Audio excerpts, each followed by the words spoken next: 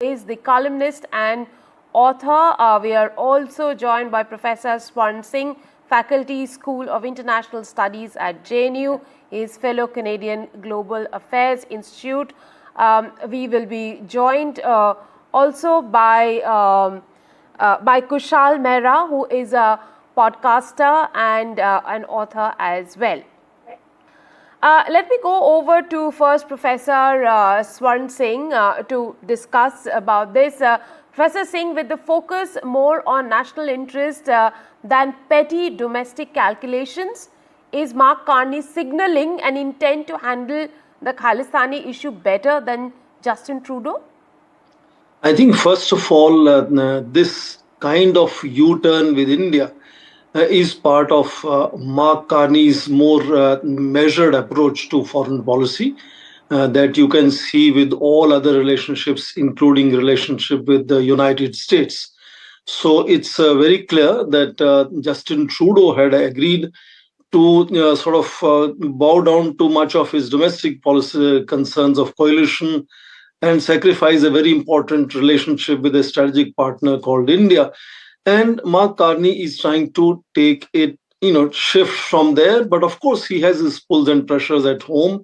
The politics of last 2 years has seen that divisiveness where certain amount of anti-India forces were kind of allowed to grow and become assertive. And Mark Carney is gradually indicating that India is very significant partner. And therefore, that is a fundamental change that is revealed in this kind of invitation, which is, as you said, is slightly delayed. Second, I think it's also important to understand that, yes, the host country has a choice to, invite additional special guests. So you will have people, presidents of Ukraine, for example, or Mexico, or Prime Minister of Australia are coming. But it's also important to see what is the larger G7 consensus about who should be important countries to be invited. And therefore, all other 6 countries of G7 have excellent relations with India. And as Mahasiddiqui just mentioned, from 2019, India has constantly been as a special invitee at G7 summits, except during the pandemic period, of course.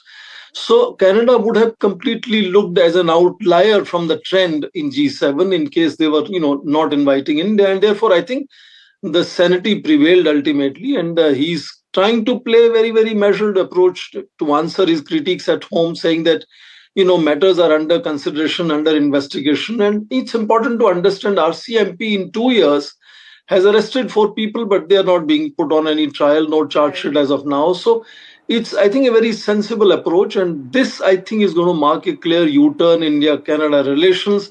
And I'm hoping there will be important community engagement of Prime Minister, which will showcase a very new mood of India-Canada relations, which is going beyond those forces that want to promote divisive forces of Khalistan, to showcase how they are really a minority. And there's a large number of Indian minority who will welcome Prime Minister in Canada. Kushal, what do you... Professor Singh, just days ago, Khalistani singers were given the red carpet in British Columbia legislature. Should Carney government prioritize this issue? There is no doubt. I agree with Kaushal that there are these voices that over last 2 years have become much more visible, and they still exist. But if you look at the elections that happened, the way Jagmeet Singh lost his election in his traditional Burnaby constituency, had to resign from New Democratic Party presidency. So people have also spoken in that sense that these forces, these voices need to be restrained. And of course, Justin Trudeau's coalition politics was very different.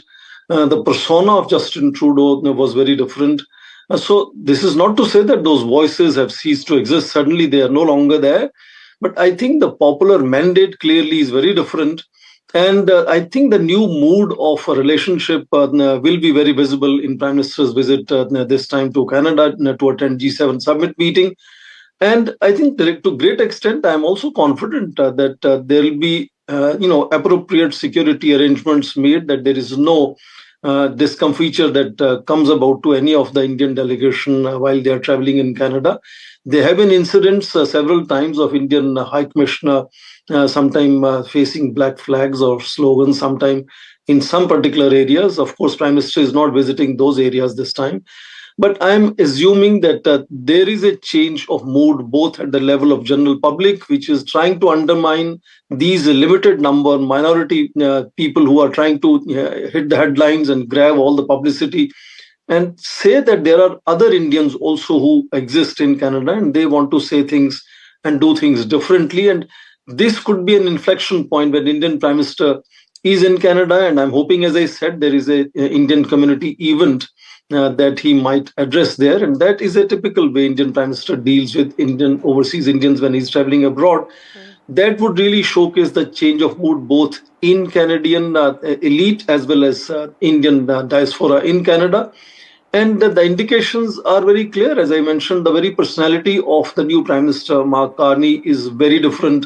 He's not having compulsions those Justin Trudeau had earlier.